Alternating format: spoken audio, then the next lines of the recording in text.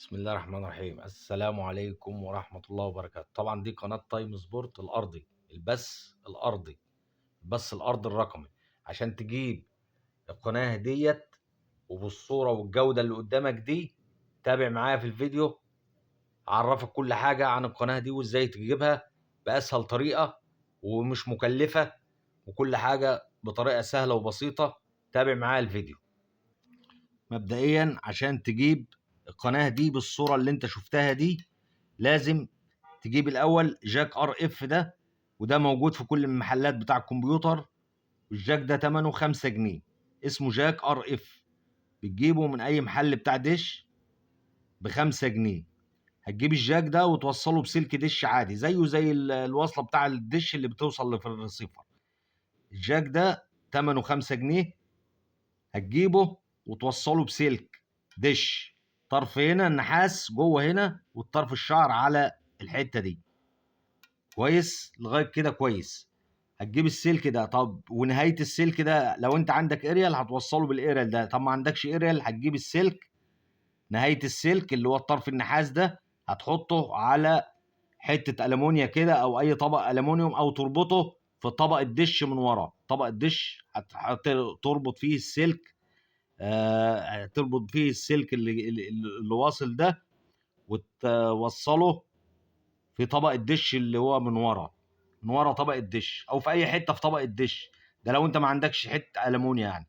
او علبه كنز بتوصلها بالطرف بتاعه، الطرف بتاع علبه الكنز بتوصله بالسلك في المدخل ده. ودي طبعا بتخش في التلفزيون، في الجاك بتاع التلفزيون اللي هو ايه، موجود في ظهر التلفزيون. طبعا اللي انا بكلمك عليه ده لو انت ما عندكش ريسيفر بس ارضي. لو انت ما عندكش ريسيفر بس رقمي، هت ايه، والشاشه بتاعتك بتدعم البث الارضي، هتوصل على الشاشه بالطريقه اللي انا هقول لك عليها دي.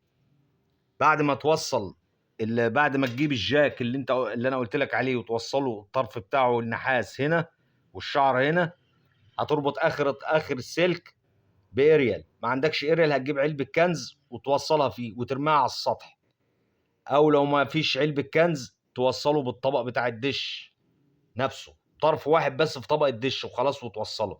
وهتدخل الجاك ده في المدخل بتاع التلفزيون اللي هو موجود في ظهر التلفزيون من ورا، ظهر الشاشه يعني، واخد بالك. وبعد كده تعمل بحث بالطريقه اللي انا هوريها لك دي.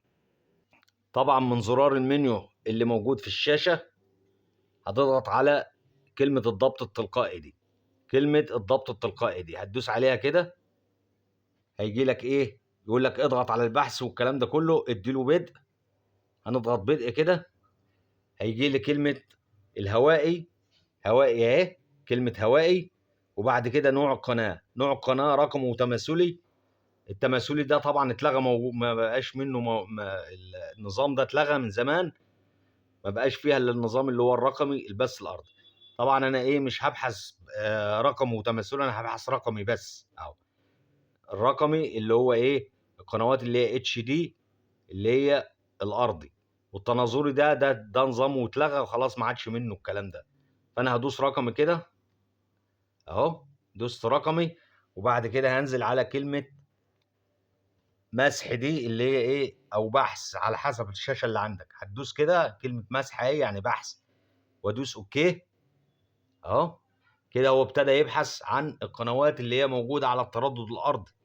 كل ده عشان اللي احنا بنعمله ده، عشان نجيب قنوات تايم سبورت اللي هي التردد الارضي، اللي هي بتنقل جميع الماتشات اللي موجوده داخل مصر.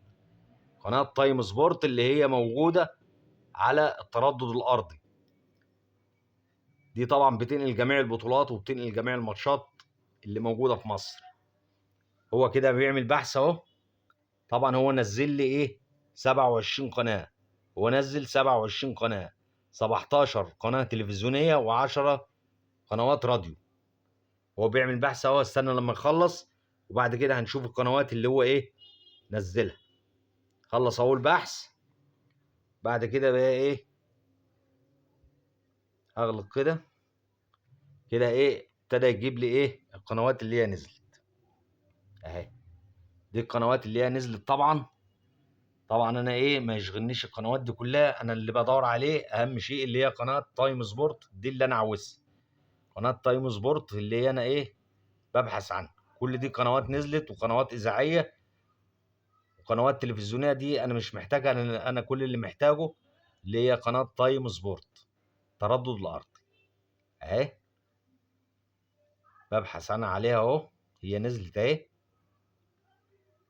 اهي اهي، هي دي القناه، وجايب الجوده اللي انت شايفها دي، وايه وصوره 10/10 وتمام التمام. اقول لك برضو على التردد بتاعها. لو جينا دوسنا كده بحث، دوسنا على المنيو كده وجينا على كلمه البث دي اهي، ادوس انا على كلمه البث دي اهي، هجيب كلمه اعدادات القناه اهي، اعدادات القناه اهي موجوده تحت اهي، بدوس عليها اوكي، بنزل على كلمه الضبط اليدوي اهي، ادي القناه شغاله اهي، وادي التردد بتاعها اهو. تردد كام بقى يا سيدي؟ التردد بتاعها 177,500، 177,500. النطاق الترددي 7 ميجا هرتز، وجوده الاشاره، جوده الاشاره جايه 100% اهي، جوده الاشاره جايه 100%. ليه جايه 100%؟ لان انا مركب هنا بوستر، انا هنا مركب بوستر. البوستر ده فايدته ان هو بيجيب جميع القنوات الارضيه بصوره زيها زي صوره الدش بالظبط، زيها زي الدش. فانت لو عاوز، لو معاك البوستر ركبه. لو ما انتش عارف طريقه البوستر، في فيديوهات على القناه موجوده طريقه تركيب البوستر. لو انت عندك بوستر وعاوز تركبه، موجود على القناه طريقه تركيب البوستر، هتلاقيها موجود. الفيديو ده موجود على القناه، ابحث عنه وشوفه. لو انت عندك بوستر، ما عندكش بوستر، هي علبه كنز زي ما انا وريتك. هتوصلها، هتجيب الجاك ده الاول وهتوصل، هتجيب الجاك ده، وده انا قلت لك ب5 جنيه، وهتحطه في المدخل بتاع الشاشه او مدخل الريسيفر. الريسيفر اللي هو ريسيفر البث الارضي الرقمي، ريسيفر البث الارضي، مش الريسيفر العادي بتاعنا، لا ده نوع خاص اسمه ريسيفر بث ارضي. بتوصل فيه الجاك ده، والجاك ده بيبقى واصل بسلك، سلك دش، والطرف بتاعه بتحط فيه حته المونيا او علبه كنز، او توصله في الطبق بتاع الدش بتاعك. كل العمليه دي واحده. لو ما عندكش الريسيفر، هتوصله بالشاشه زي ما انت شفت الطريقه كده بتوصيل الشاشه، وهتيجي معاك القناه سهله ومش هتتعبك ولا اي حاجه.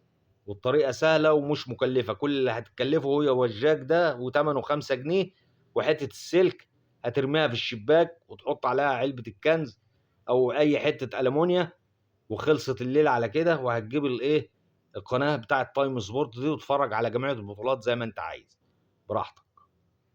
لو عجبك الفيديو اعمل لايك للفيديو واعمل اشتراك في القناة، واستنونا في فيديوهات تانية، والسلام عليكم ورحمة الله وبركاته.